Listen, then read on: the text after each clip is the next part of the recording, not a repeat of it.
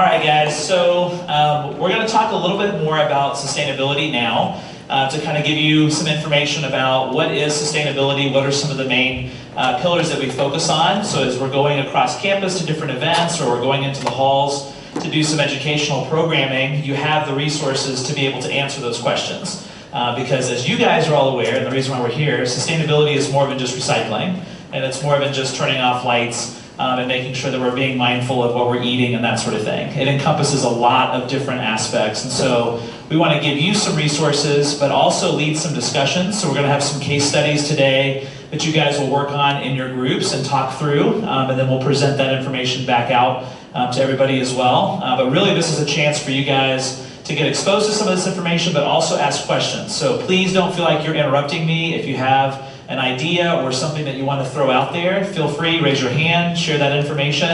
If you've got a question, I'd be happy to answer it or defer it back to the execs on the board as well to be able to provide some support, okay? All right, so we're gonna jump right in. And I know you've seen this diagram before. So sustainability is really comprised of three main pillars. The one that is probably the most commonly known is the environmental sustainability pillar, which includes anything that is what is considered a natural resource or natural capital. So this would be like the oxygen that we have around us, or the trees, or the plants that we have around us, and that sort of thing. Any sort of natural resource is considered environmental. It also connects back to initiatives like recycling, how we manage waste, that sort of thing as well, okay?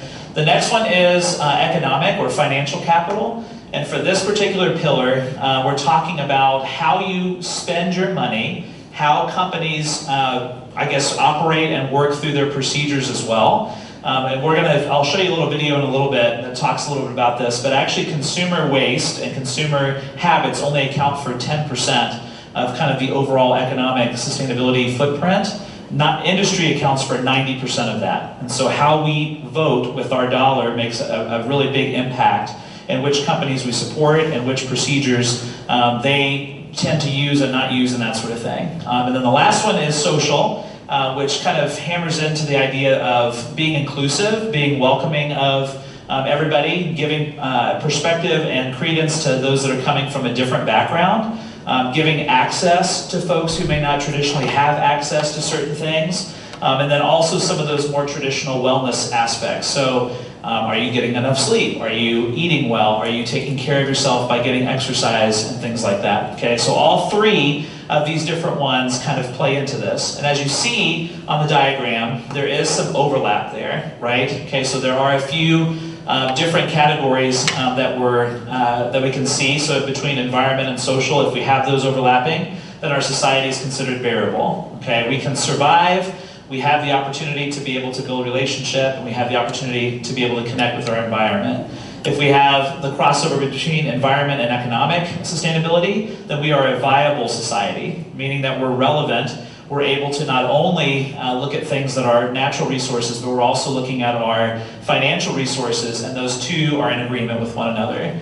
If we're connecting economic and social together, then we have an equitable society, meaning that we have the opportunity for all people across all walks of life to be able to access different capital and resources that are available to them. But what we're shooting for is in the middle, where the little smiley face is. And that is a sustainable model. And that means that all three are in harmony. All three have the opportunity to be able to provide you guys with resources, the environment with resources, industry with resources that are going to last generations to come. All right, so a little bit more about sustainability. Sustainability a lot of times is thought of as a movement or as a goal, but actually what I would tell you guys today is that it's a part of life. And if we're not thinking about how we live and what it means to be sustainable, then we're missing out on the opportunity to move and flow and flex with changes that occur over the course of your life, okay? Probably by you guys just being here in this space, you've already made conscious decisions when it comes to living a sustainable lifestyle that have landed you in this room, okay? And our goal is, as you continue to move forward in your walk here on campus, and as you graduate and go out into the real world, that you'll be able to not only continue to do that for you, but inspire other people around you to be able to accomplish that as well, okay? So everything in life is subject to change. even today, we had no idea if it was going to rain or it was going to be sunny, right? We walked over and it was kind of sprinkling and rainy outside, foggy, misty. That can change in a moment's notice, right? We always talk about in Texas, if you don't like the weather, wait 10 minutes. Okay, that aspect is so true in life too. All of you guys are working through different aspects of relationships and with family dynamics and your background and your interests that are academically related, and being here in this space is one of those pieces. So there is change that's happening over the course of all of your lives, and sustainability is a part of that. How you use resources and how you focus your time and your efforts plays into that piece. And I talked about it not being a goal, it's a process. So everything that we do, time, energy, money, social capital, environmental capital, must require assessment and then some sort of readjustment, okay? I know that you guys would love to have $1 million right now to be able to use for whatever you can think of, and maybe help your friends out and help your family out and that sort of thing, but that's not the reality. Okay, so if we don't have an unlimited resource base, then we have to look at what we have. So those here that are working, raise your hand. Okay, when bills come in, if you're not making enough to cover what the bills are that are coming in, what happens to you? What's that? No, say it, go for it. What happens? What happens if you spend more than you make? Yeah, you go into debt, right? Okay, and so debt is something that our country has. It's something that many corporations and businesses have. It's something that many individuals have. Okay, so that's one aspect. Okay, the other aspect is how many hours are there in 1 week? Does anybody know? Throw out the number if you know.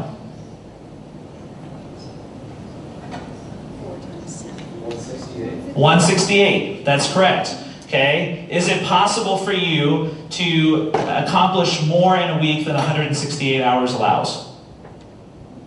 No, because you're not God and you can't stop time, right? Okay, so we have to know that time is a finite resource. So in that 168 hours, you've got to make sure that you're sleeping, and you've got to make sure that you're taking care of yourself by eating properly, and you've got to make sure that you're going to class, because that's an aspect of why you're here at Texas A&M. Okay, you also have to make time for family members. You have to make time for your friends and that sort of thing. Okay, so how you spend those resources is a product of how you live your lifestyle. Okay, every decision regarding sustainable practice is a compromise and not a solution. Okay, and I know that this may sound strange because we think, well, sustainability is all about finding a solution for different things. Well, really, the resources that we have are present. So it's how we utilize those resources, how we compromise in certain areas, how we adjust in certain areas to be able to accomplish what we want to do in a more equitable or sustainable fashion. Okay? We're not solving any issues, we're compromising in different areas. Rather than using fossil fuels, can we use renewable resources? Okay? Rather than using plastic water bottles, can we use a reusable water bottle? Okay? We're compromising on certain things like convenience and that sort of thing to be able to provide a much more equitable, sustainable solution for the long term. Okay? And it's not also confined to one academic class or interest group. Who here believes that they're in a major that is somehow connected to sustainability? Literally every single person's hand should be up right now. Because in every single area, there is a component of sustainability. Okay? Every major, every college that we have here on the Texas A&M campus should and probably does have some sort of component of sustainability built in. Remembering back to those 3 pillars, those things that we talked about before, it's not something that is an interest group or a goal or a passion. This is life. Being sustainable means this is how you live your life on a daily basis. The decisions that you make and the things that you do and the folks that you talk through and that sort of thing, all of those aspects are emphasizing and illustrating sustainability right off the bat. Okay, and so it's not just something that's an interest area. This is just something that makes our lives better if we're more thoughtful about it.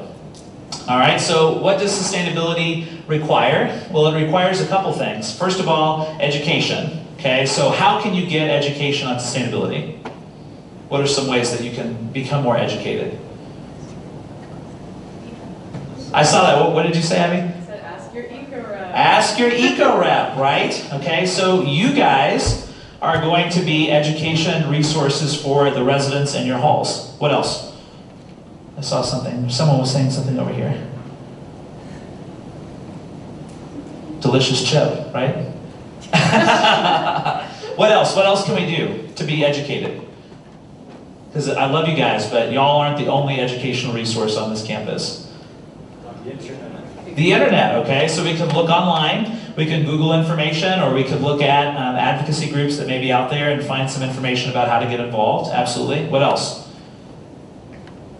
Colleges themselves. Okay, the colleges, maybe even the classes that you're taking. Okay, so we have professors that are here on campus who have presented on several different sustainable topics in the past. And we'll probably have some more that will be doing that over the course of the next academic year. Okay, so learn some of that information from there. What else? What are we doing today? What's that? Go to a meeting or come to a retreat, right, and learn about information. So if you're getting involved in a group or you're getting involved in some sort of an interest organization like the Eco-Reps, then we're going to give you some training. We're going to give you some insight in order to understand what sustainability looks like on a broader scale. Okay, so education is one of those pieces. The other aspect of it is advocacy, however. Okay, and that last point down at the bottom says a sustainable lifestyle involves providing access for all to be able to make meaningful action in their circle. Okay, so all of you guys, if you think about this in your head, have a circle around you. And that circle includes people, and it includes resources, it includes decisions that you make, it includes actions that you take. Okay, so if you're making a conscious decision to be able to provide access to all of those things in your circle to be more sustainable, then that's how you advocate for a sustainable lifestyle. Okay, if you just do some of those things, but not all of them, then you've compromised again, right? You've compromised on some of those areas, but not all of those areas. So keep that in mind. We have to understand how to be sustainable first, but we also have to understand how do we act on it? How do we advocate for sustainability second all? All right, so then some of the barriers and opportunities that we see at Texas A&M, because you're thinking, okay, I got sustainability, how does that apply to us here? Okay, so who would like to read the 3 barriers that we have for sustainability here at Texas A&M? Go for it. Size of campus, bureaucracy, decision making, and conservative rules. Excellent. Okay, so the size of this campus, okay, is one really large barrier because we expand out over so many different areas. And it's not just main campus that we have, but we also have West Campus, and we've got the Health Science Center, and we've got A&M Galveston, and we've got A&M Cutter. We've got all these different areas that are technically under our umbrella that we're responsible for. And so sustainability doesn't just extend to one program, it extends out to all of those areas. Okay, what does it mean when we're talking about bureaucracy and decision making? Does anybody have an idea about that? What does that mean? Decisions take quite a bit of time to happen, generally. Okay, they take a lot of time. Why? Why, Bronson? I'm going to push you on that. Because with how bureaucracy works with the different levels where the decision has to be made at one point to go to the next one to be made again, and so on and so forth. Absolutely, right? So decisions are not just made at one level, they're made at multiple levels. We have, for example, anytime we do some sort of a landscape renovation or redesign on this campus, there's a council that we have to meet with. That council has to approve all of those projects. Then they have to go to the landscape architect to be able to acquire the resources. Then they have to go to the contractor in order to procure and to put that landscape into effect. And then we have to maintain and make sure that we're keeping up with that over the course of the time that project exists. Okay, so at each one of those layers, there are approval steps and there are things that have to be accomplished. Okay, so if sustainability is something that we're trying to move forward here, we have to recognize that this is not a short-term win, this is a long-term marathon. We're in this for the long haul. We have to do things that are going to try to impact campus for generations and generations down the line. It may be more difficult for us to jump really quickly and get some of those things into action. Okay, what do we mean by conservative roots? What does that mean? The South. The South? People don't want to change. What about the South? Yeah, change is hard and people don't want to change. What else? They're very traditional. Okay. Texas, or I guess like Southern people are very like, traditional, and yeah, they're like not down for change. Exactly. But if you look down, that's also an opportunity, right? So we're going to talk about what tradition means and how that plays out. Yeah. Oh, I was just going to say that a lot of times if it's not something that's convenient, then people don't want to. Absolutely. Yeah, if it's going to make them have to step outside of their comfort zone, then that's not something that they necessarily want to do. So being conservative is not just political ideology, okay, it's also just this feeling of, you know what, I like doing what I know I like to do. You know, I don't want to do anything that's going to push me outside of that comfort zone, okay? All right, who would like to read the opportunities section? We have 3 there as well. Yes, go for it. An engaged student population, campus traditions, dedicated sustainability resources, the Office of Sustainability, UED, Transportation Services, ResLife, Student Norris, Grant Funding, Academic Resources. Absolutely, okay? So we have lots of different things that are out there for us to take advantage of. So the first of which is you guys, okay? So in looking at Texas A&M, one of the things that probably is the most meaningful aspects of this campus is that our students are probably some of the most engaged students across the country, right? Especially when we think about providing service back, okay? What service event do we do every year that is well attended? Big event, replant, what else? Anything else? Yeah, Kyle cleanup, stream clean, all of these things that are service oriented are out there. Probably the biggest one is big event, right? Where we send, you know, about 20,000 students out into the community to do those different community service projects. Think if we sent 20,000 students out to educate people on sustainability. What sort of an impact do you think that would have on sustainability education here at Texas A&M?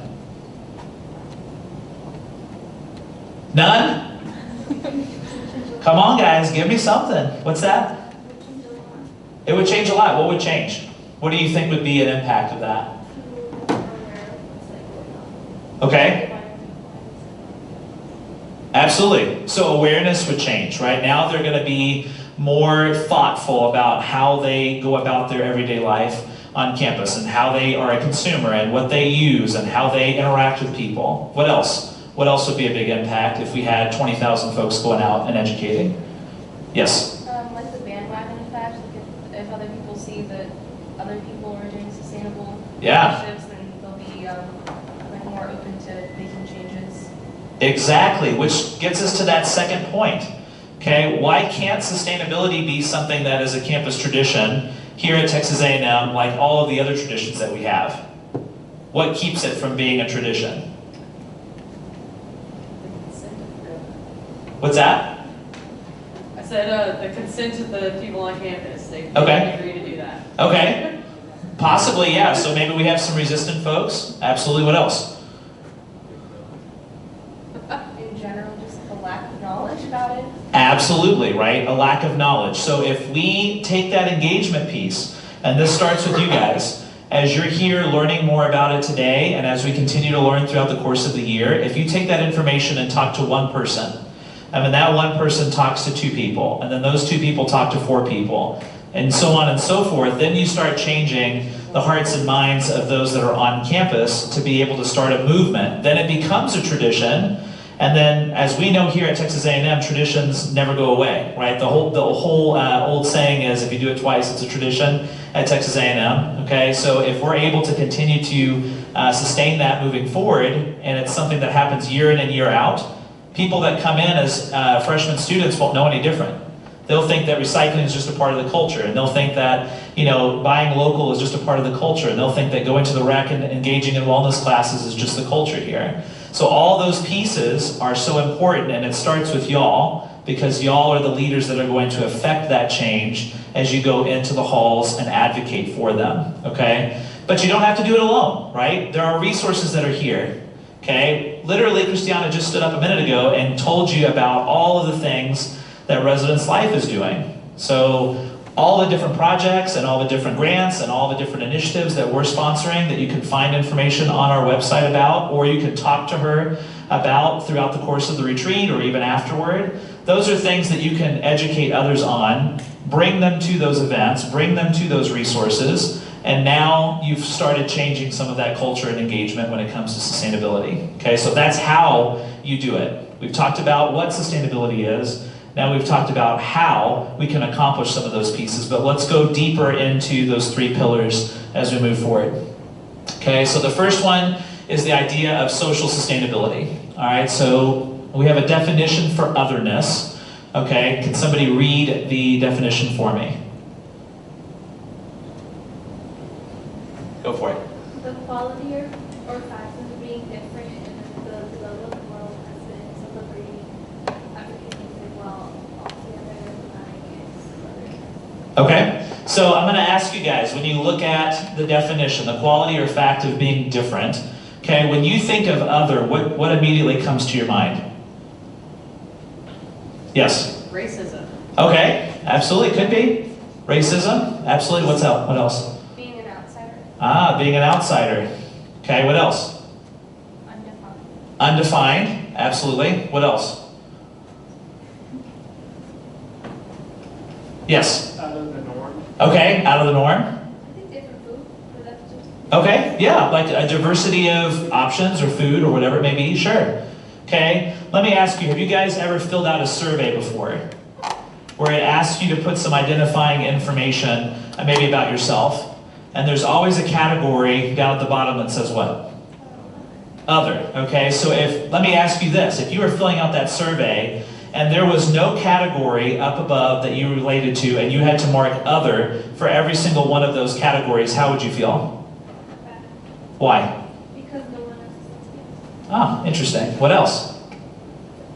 Feeling not to be given consideration. Okay, right. So your voice maybe isn't as important as somebody else's voice because their identity is represented, but yours is not. Okay? So when we think about otherness, what is the connotation? Negative, right? Bad. Other is scary, it's weird, I don't understand it, it doesn't fit into a box, it's strange, right? Okay, what otherness really means is just being different. And so that's something that we've got to keep in mind when we're talking about social sustainability and we're going out into the halls or we're educating students in our programs and that sort of thing, and they're bringing a perspective. Their perspective isn't wrong. Even if they're not necessarily living a quote-unquote sustainable lifestyle, their background, their experiences have brought them to where they're at. So we need to acknowledge their otherness. Okay, the fact that they are different than us, that they may have different ideas and values and that sort of thing. And they're not wrong for that. Could they be empowered to live a better lifestyle? Could they be empowered to change certain aspects of the decisions that they make and that sort of thing? Absolutely. Are you the same person now that you were 10 years ago when we did the penny exercise? You have the same thoughts, the same ideas about things. You were driving, you were going to a college class. No, right? You've had change occur in your life that's gotten you to this place. And so we have to understand and appreciate that otherness as something that's fluid for everyone as we move forward. Okay. So when we talk about otherness, we talk about identities. And we already kind of threw out one just a minute ago where we talk about race, right? So there are several different social identities that kind of reflect the ways that folks internalize and group together. Okay, so we have cultural, ethnic, we have gender identities, class identities, age, sexual orientation, religious affiliation. There are tons and tons and tons and tons of these. Okay, traditionally speaking, who defines these particular identities in society? Who defines these different groups? What's that? Also, Yes, absolutely people, but more specifically who? The ones that lead us. What's that? The ones that lead us. The ones that lead and what? The majority. Are sometimes those the same?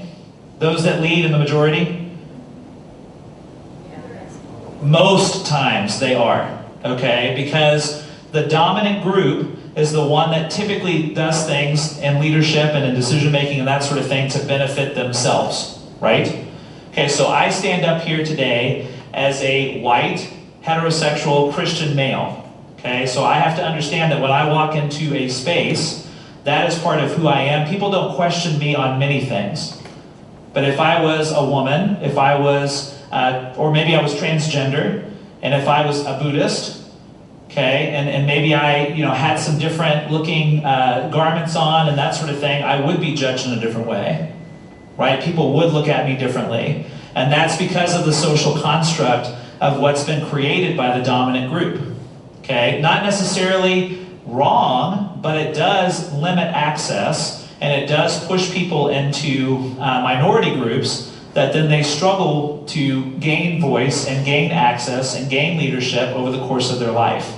And so for us, being sustainable means providing a voice and providing opportunity for those folks so that they get to the same level as those that are in the dominant group, okay? Will there ever be social equality? Why? Right, because it's a process, right? And unless those that are in the dominant group recognize the otherness and the opportunity for those that are in those minoritized populations to be able to be at the table and to share their experiences, then we're going to have these systematic things that still push people out, okay? We don't have to go back very far. Has anybody ever heard of a case at the University of Texas that talked about affirmative action? Yeah, there we go. Somebody's paying attention. Beautiful. Okay, there was a student who sued the University of Texas because they thought that because they were white, they were not given the same opportunity as minority groups for scholarships and admission decision at the University of Texas. And they claimed that this was reverse racism because they were a white person, okay? Well, affirmative action in this country was created to provide opportunity that for folks that do not have a great quality of education and do not have a great access to some of these resources to be able to go to the University of Texas or to go to Texas A&M or to go to all these other state schools because they don't have the financial support, they don't have the access to counselors and mentors that can get them there. So it's not that we're saying, no, white people, you can't go to the school. We're saying, hey, can we provide some space for others to come into that environment? Because what should we be doing on a college campus? What is our main goal? Exactly. Educate. And if everybody looks the same and they talk the same and they do the same and they have a bunch of sameness, do we learn anything? No. We can only push ourselves if we have the opportunity to embrace difference. Okay, so keep that in mind. Social identities are very, very important to this whole puzzle. Okay, so I know we've talked a little bit about this. Can we have somebody maybe read the first 3 sentences of this paragraph here? Yes, go for it. Social identities are relational. Groups typically define themselves in relation to others. This is because identity has little meaning without the other. So by defining itself, a group defines others. Beautiful. Okay, so the idea of otherness comes from this perspective of we only understand how we put people in groups because of the fact that there are others that are outliers or not within that dominant group to compare ourselves against. Okay? Who wants to continue reading? Go for it, Bronson. Identity is rarely claimed or assigned for its own sake. These definitions of self and others have purposes and consequences. They are tied to rewards and punishment, which may be material or symbolic. There is usually an expectation of gain or loss as a consequence of identity claims. This is why identities are contested. Okay, we'll stop there. So this aspect is not only related to groups of people, but it's also self, right? How you self-identify and how you see yourself in relationship to others is a very personal aspect, okay? And so those definitions have purposes and consequences, which means that if I see myself as someone, but other people don't see me that way, am I going to be able to access certain things? Am I going to be able to advocate on certain topics? Am I going to be able to come to Texas A&M, be a student, be in this group, that sort of thing? Okay, so each one of those has some sort of purpose and consequences, and sometimes there are rewards for being in certain groups, and other times there are consequences, usually negative consequences for being in other groups, and sometimes those are executed in material ways, and sometimes they're executed in symbolic ways. Okay, when this country transitioned into the current system that we have now for integration, meaning that racial integration was something that happened across the culture. Okay, there were two kind of racist, racist tendencies that were out there. There was something called de jure racism, and there was de facto racism. Does anybody know the difference in the two? What does de jure racism mean? What is like how you categorize yourself as like social? Okay, so maybe a category versus a social identity. De facto racism means racism in practice. You're actually saying something, you're actually doing something to someone to make them feel less than. De jure racism means that you're making policies and procedures that systematically push someone away. So you're not going up and doing something to someone, you're not talking to them or causing them to feel a certain way, but you're creating barriers for them in practice so that they can't access certain things, okay? So even though we changed the law, there was still racist tendencies. There are still racist tendencies in this country today. And we've seen so many different acts of violence and things that have occurred, and not too long ago, our past, that cause us to think that racism is still something that we've got to address and still work towards, okay? So those aspects may be material, but sometimes they may be symbolic, all right? Who wants to finish this out? Starting with power. Yes, go for it. Power is implicated here, and because groups do not have equal powers to define both self and the other, the consequences reflect those power differentials. Often notions of superiority and inferiority are embedded in particular identities. Absolutely, right? So we talked about it a minute ago when we talked about leadership, right, in certain groups. If we have leaders who believe in privilege and keeping their majoritized population in power, then there will never be an opportunity for those that are in minoritized populations to be at the table and have those conversations too. Okay, so not only are we talking about personal implication, but now we have this idea of power being placed into the equation as well. Okay? All right, so we're going to watch a video real quick. And as we're watching this video, what I would like for you guys to do is hear what he has to say about otherness, and then see if this is something that you have felt or have seen here at Texas A&M, and we'll talk about that for just a second. I was born in Ottawa, Ontario, back in let's just say that it was a while ago. And growing up, I was always so proud of being Canadian, very, very proud. I spell color with a U, I like my hockey, I like my beer, and I have indulged in many a Timbit 20-pack with a double-double on the side. However, the day that Usain Bolt won the gold medal for Jamaica in the 100 meters at the Olympics, suddenly, I was all Jamaican. Suddenly, thanks to my parents, I had a genetic connection to the fastest human being in the world. And with a couple of months training, I could beat his record easy. Many, many Canadians share my experience of being the child of immigrants. We often embrace the dominant culture and place our parents' culture in a pocket of our consciousness. Over the last 30 years, Canada has been at the forefront of a day-to-day struggle to embrace difference and otherness, and to do away with the other as being the alien enemy. It's taken us a long time to get here, too. Our deep, deep evolutionary past was a world of nothing but enemies surrounding our own little tribe. And not such a long time ago, difference in appearance and accent and religion were causes of unspeakable suffering. And in some places in the world, that's still true. Multiculturalism imagines a world in which the other is merely a difference and not an enemy or a threat. But how often do members of the dominant culture embrace the immigrant culture? And how often do they lose themselves in it? And how would society react if they did? All right, so as you see, what's that? It's gonna play the It's next gonna- video. It won't. You're okay. We're good. Okay, so as you hear him talk, where do you see otherness playing out here at Texas A&M?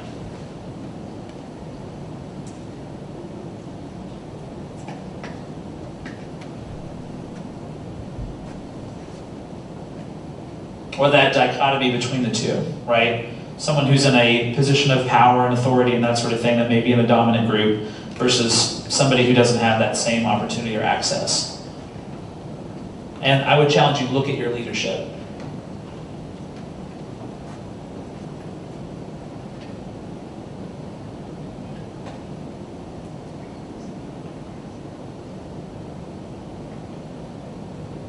Nothing?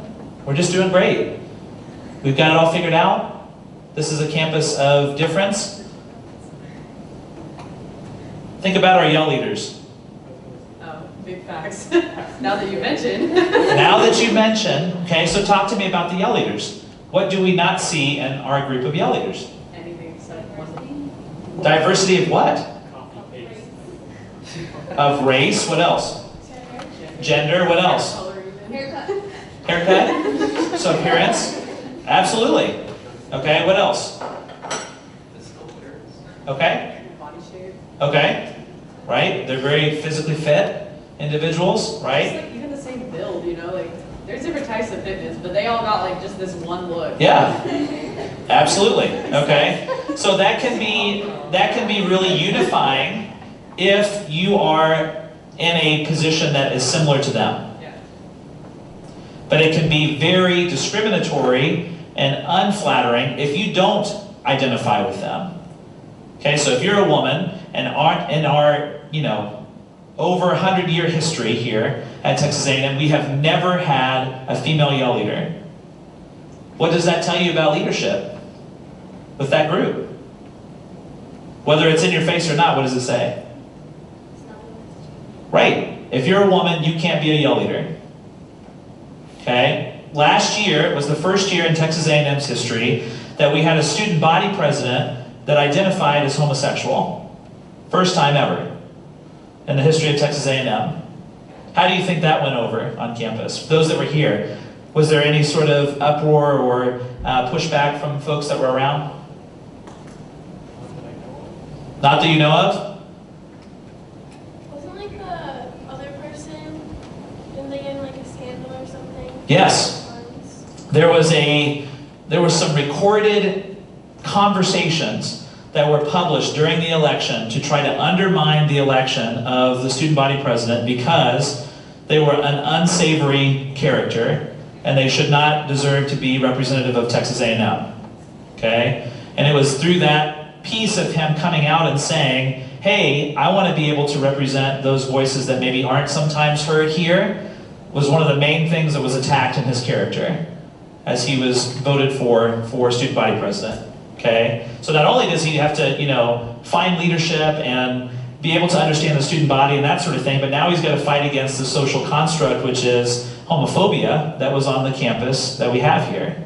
Okay? So that's another element, another layer that he has to work through. All right? So even here at Texas A&M, this is something that we have to be conscious of and be thoughtful of as we move forward. We're not in a kind of bastion of inclusivity all the time. Okay, we've got to be more thoughtful about how we create those practices. All right, so in your groups, I want you guys to kind of read over through this case study. We're going to take a couple minutes for you to talk through it and how you would respond to these students that are at the football game. And then I would like maybe one or two people to share what their response was, what their solution would be as a group. So take like maybe 3-4 minutes, discuss it, read it first, discuss it, and then we'll present back. Thanks, guys.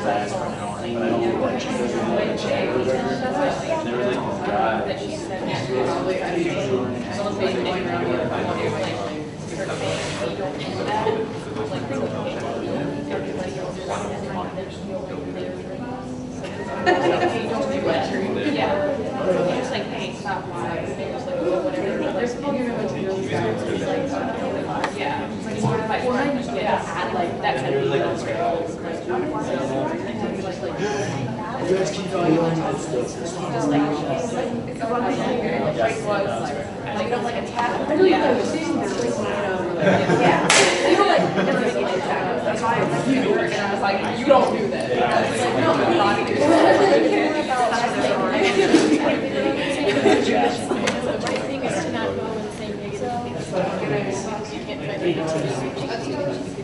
And then I guess a good thing with English is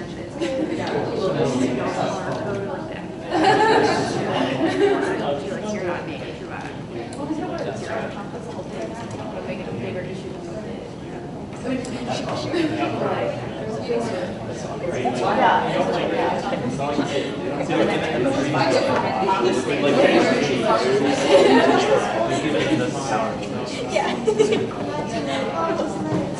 All right, howdy. All right, so in your groups, what did you guys discuss as your reaction or response to what may be happening at Kyle Field at some of our football games? How would you guys advocate or respond to that situation? Yes? Well, most of my crew members are not computational, so I'm going to Okay. do that. We would probably go find someone with enough authority to be like, hey, let's look up something because it's not something that should be tolerated because any campus should be very open to diversity and stuff like that, so that's not something that should be allowed. Yeah, absolutely. So he said, going to an authority figure, so maybe that's security or a presence in the stadium, and saying, hey, this is what I'm hearing and seeing. Is there any way that you can help me with that? Okay, that's absolutely one option. What else?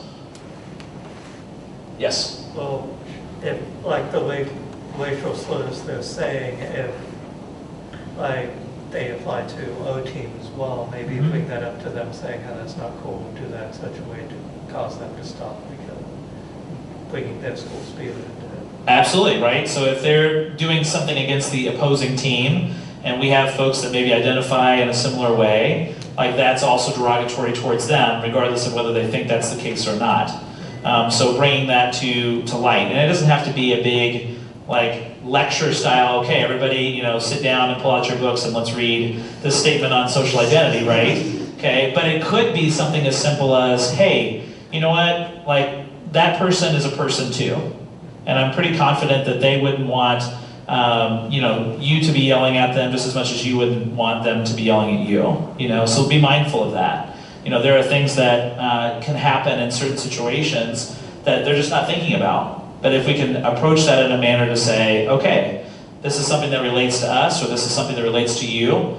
If you wouldn't want to be in that situation, then maybe be thoughtful about what that looks like. Otherwise, summarized as the golden rule, right? Do unto others as you would have them do unto you. Okay? Something that I think probably most people understand and know. So in a case like this, we can bring that up. Okay? Anybody else have any other ideas? Yes? So I would say that what I was saying is, I'm not really a confrontational person. Yeah. But when things make me mad, that would make me really mad. I have absolutely no problem telling an entire group of people to, stop, but in less nice words. But I feel that in this situation, you really can't fight negativity with negativity because then there will be no change. But I think that if somebody decides that they want to treat somebody else like that, then they're not an Aggie, and I don't consider them that. And I would make that expression clear. And I'm like, I don't want you to be here, and I don't want to associate with you. Okay, absolutely, yeah. So truly confronting the situation and telling that person, hey, you know what, that's wrong.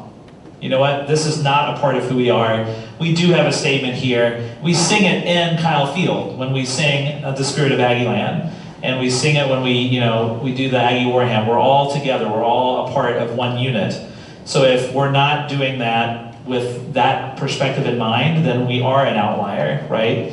Okay, so you can bring that up, absolutely. It's a great way to kind of bring it back. What else? Anything else that came up?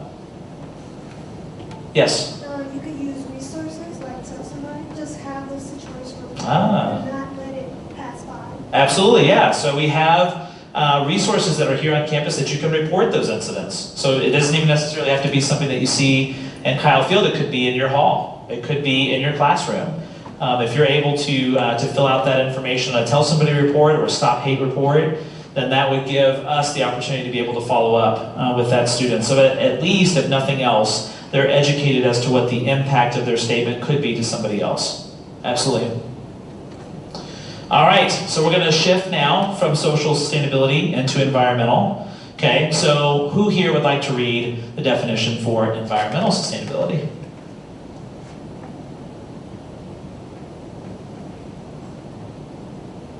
Go for it. The surroundings or conditions in which a person, animal, or plant lives or operates, or the natural world as a whole or in a particular geographical area, especially as affected by human activity. Absolutely. So environment isn't necessarily something that is just this room.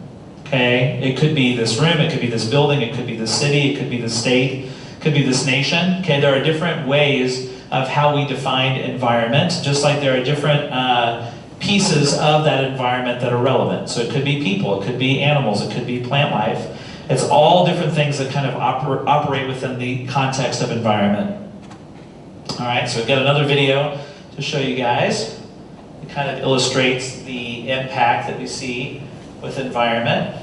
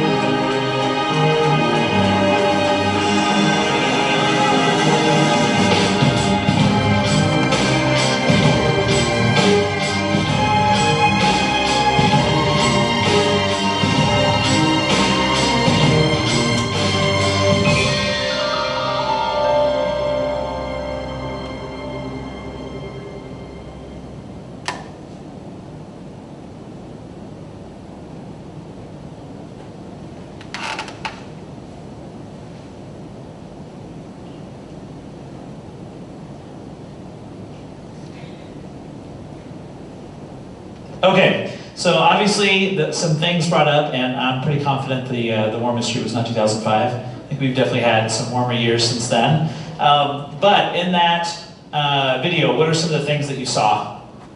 What are some of the things that the video illustrated as far as environmental impacts that we're witnessing now?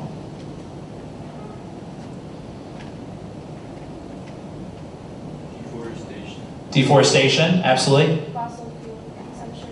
Yep, increasing. What else?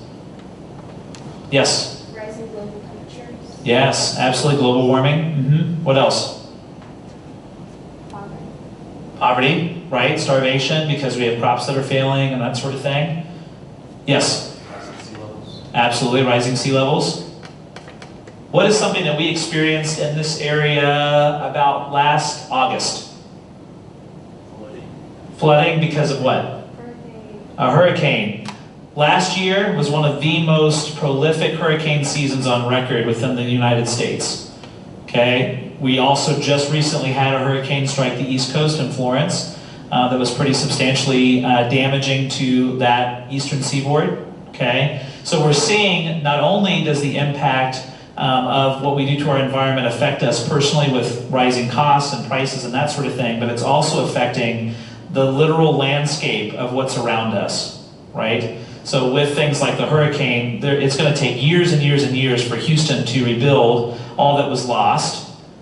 Same as North Carolina, same as South Carolina on the East Coast, same as Puerto Rico. You know, those places that were ravaged by these large storms, okay? So because of the changes in our climate, we're seeing these storms become more prolific, and that's causing a huge weight for us to be able to try to mitigate and rebuild those places as well. All right, so obviously environmental sustainability is important, but if we don't make changes, it's going to continue to go down that path. So we've got to make this something that is humanizing. All right, and there are 3 different ways that we do that. Okay, for renewable resources, the rate of harvest should not exceed the rate of regeneration. Okay, so if we're planting crops and we're thinking critically about our agriculture, we can't consume more than we produce. Because then now we have this idea that we're destroying crop base and we've created a food crisis, okay? For pollution, the rates of waste generation from projects should not exceed the assimilative capacity of the environment. So this is the way that the environment deals and copes with pollution and disposal and that sort of thing. If we are generating more waste, but we're not being mindful of how we're processing it or how the Earth's atmosphere processes it, then we're going to create more waste than we have a place to keep it, right? And then we see big floating areas in the ocean that are just like landfills and that sort of thing because we have so much waste. For non-renewable resources, the depletion of the non-renewable resources should require comparable development of renewable substitutes for that resources. So we talked about fossil fuels, okay? This is not an infinite supply, okay? The Earth does not have an infinite supply of oil.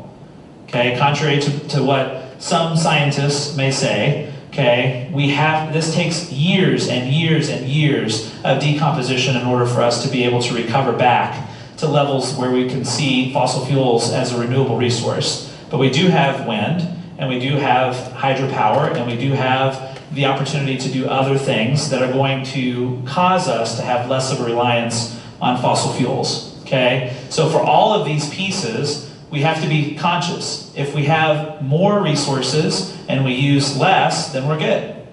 If we have less resources and we use more, then we're bad. Okay? It's as simple as that. And it starts with those human procedures and how we consume and what we use. All right? So here's your next case study. Take a second, talk through this with your group, and see kind of how you as an eco-rep would be able to respond to affect some positive change here in our dining hall. So take about 3-4 minutes again, and then we'll present back.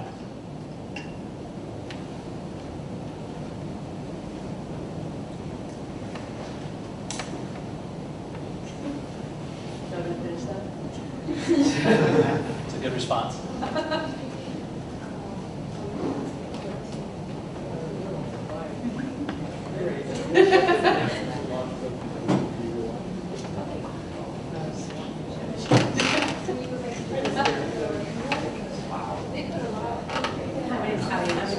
I just like to take a minute to talk to you. It's about how wasteful you're being. I think that.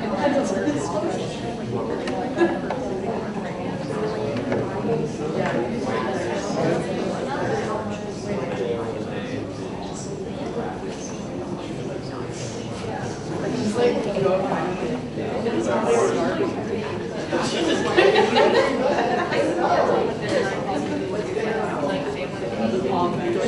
all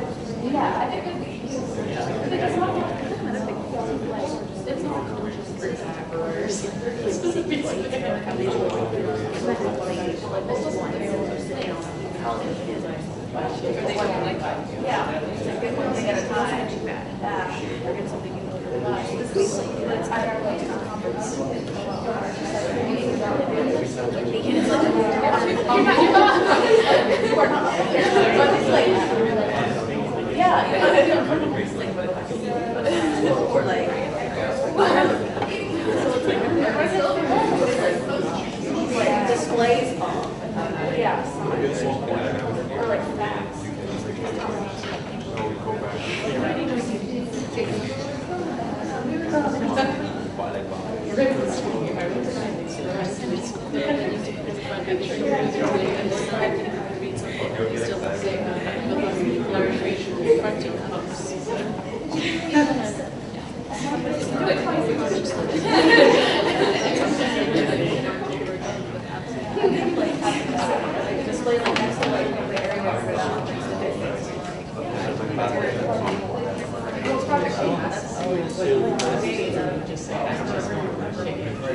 Okay, howdy.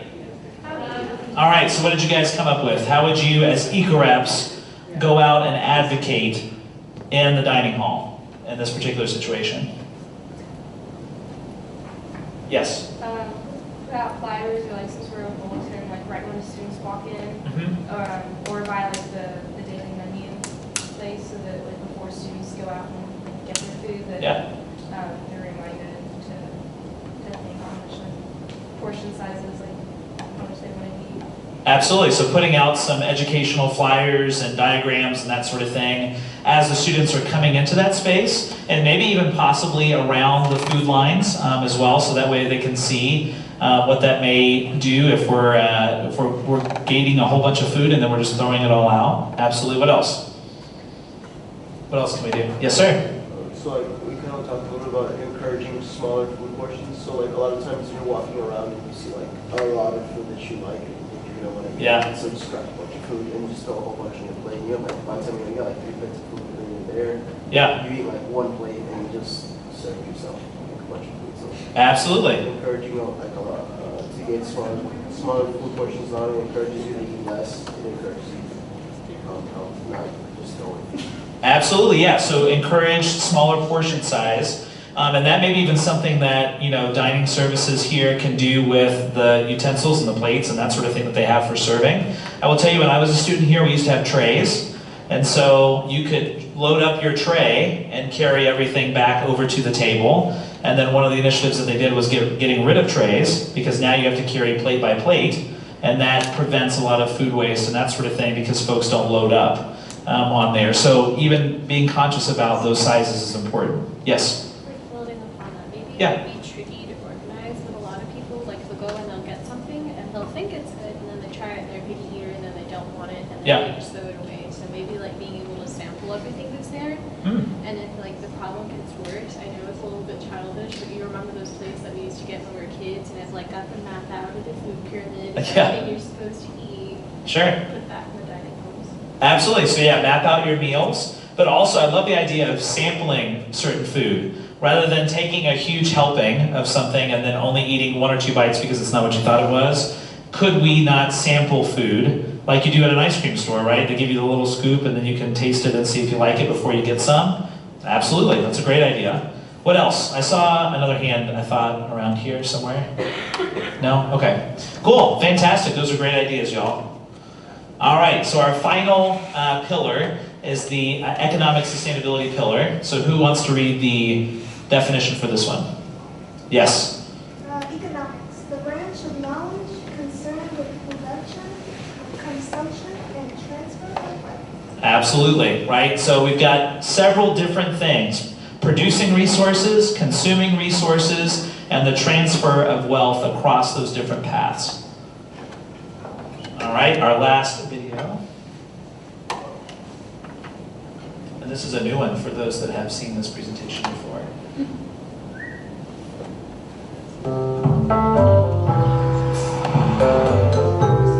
You're doing your part for the planet, and that's great. But what if you had trillions of dollars to spend tackling global environmental issues? What would that look like? Think big.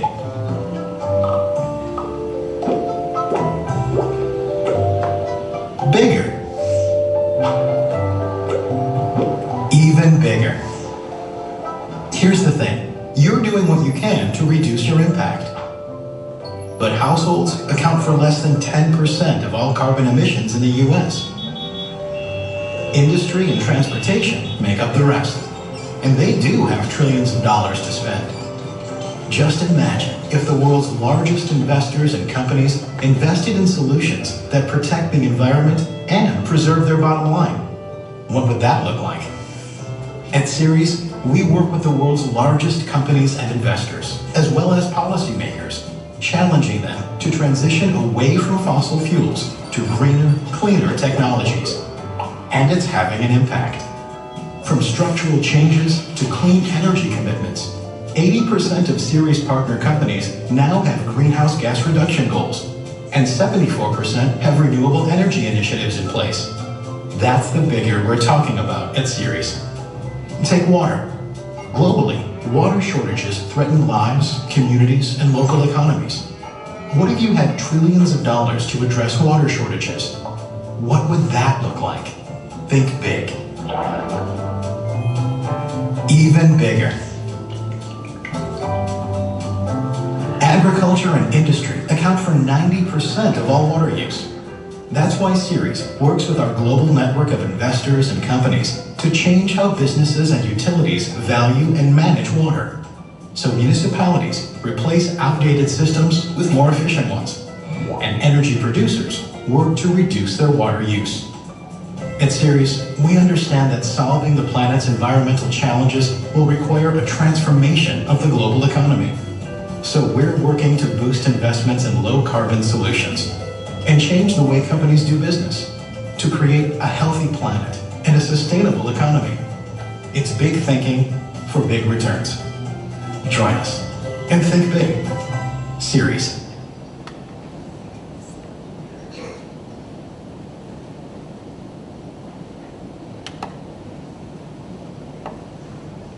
Okay, so as you're thinking about your economic sustainability pillar, I think the biggest thing that I could kind of equate this back to is that your dollar, that money that you have, is your vote. Okay, so who knows that we're coming up on a voting election year soon? Just a couple of weeks, we're going to be here, right? And it's important for us to go out and vote, right? So that way we elect people that we believe have our best interests at heart. Okay, well, your dollar is a vote for the companies that are out there that you purchase goods and services from. Okay, so if I choose to go to Kroger or H-E-B versus going to Walmart, that's a vote for their practices, their distribution lines, their production teams, and that sort of thing versus Walmart's. Okay, or if I buy my car from General Motors versus somebody else buying theirs from Tesla or from BMW or Volkswagen or whatever, those are different types of votes for different ways to produce and ship and manufacture those vehicles.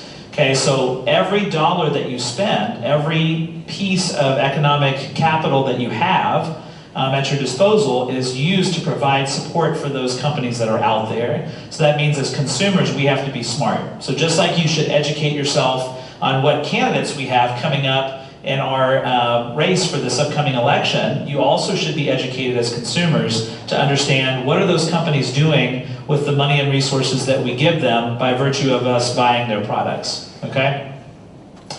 All right, so we've got to do this idea of decoupling environmental degradation and economic growth, okay? We've got to put these two things together, right? The idea of decoupling or removing the direct relationship between those and environmental degradation can be remedied through these areas here.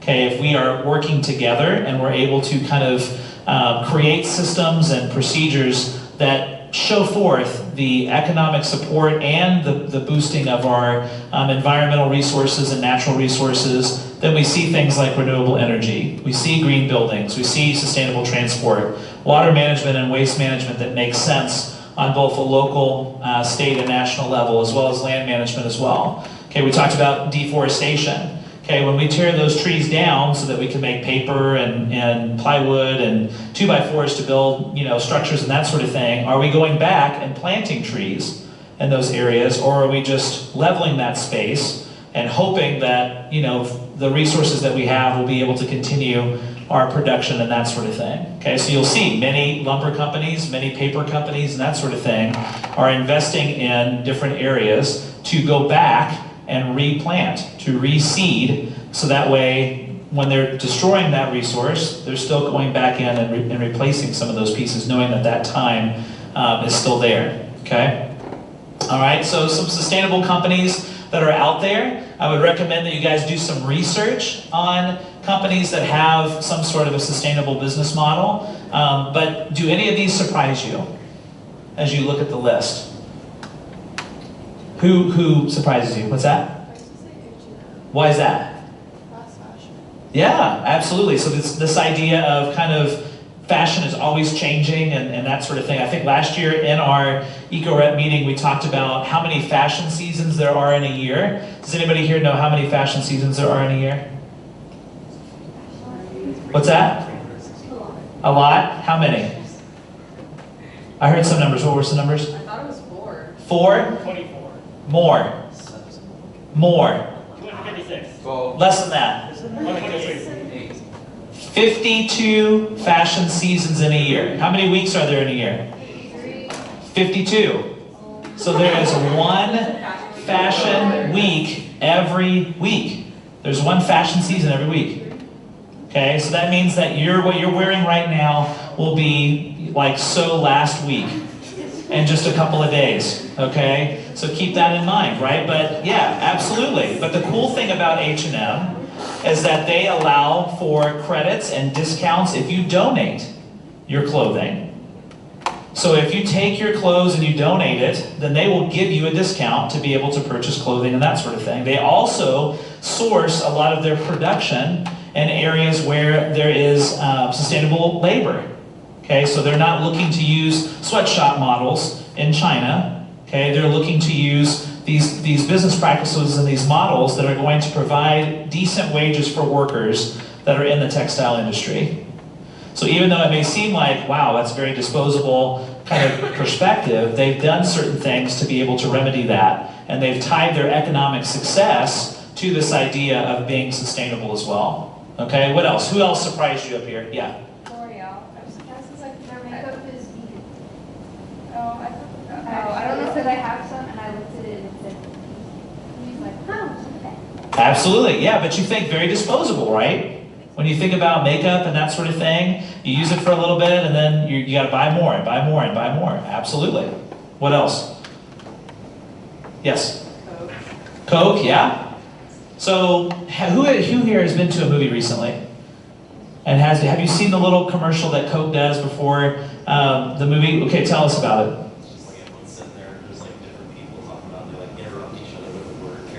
Yeah, absolutely. They also have one that talks about how they are in the Rio Grande Valley doing watershed improvement.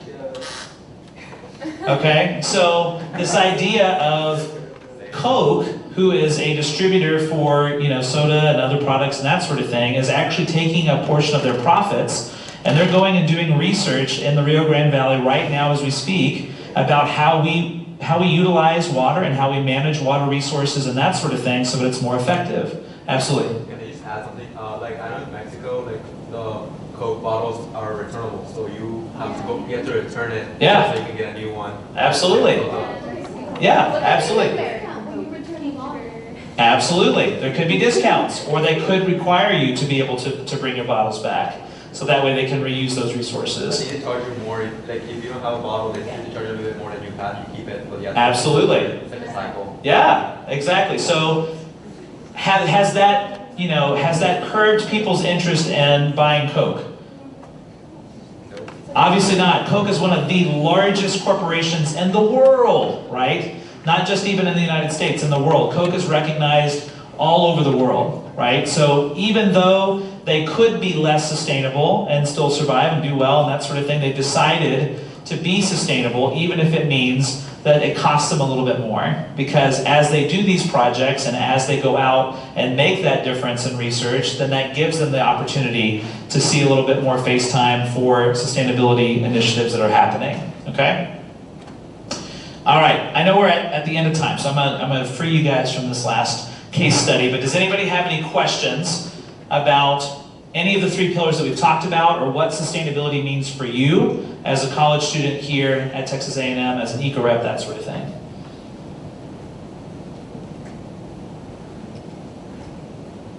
Nothing, you got it figured out? You were talking so fast. Any questions about anything? Because then you can tell me Cool. Cool. All right. Fantastic. Well, thank you guys so much. We will send out a copy of all of the presentations for you guys to see afterward too, so that way you have that information to follow up on. But I think we'll take maybe a couple minutes, Brianna? Okay, take a couple minutes if you need to go to the bathroom, and then come back. We'll get started with the actual presentations that we're going to be doing out in the halls in just a second. Okay? Thanks, guys.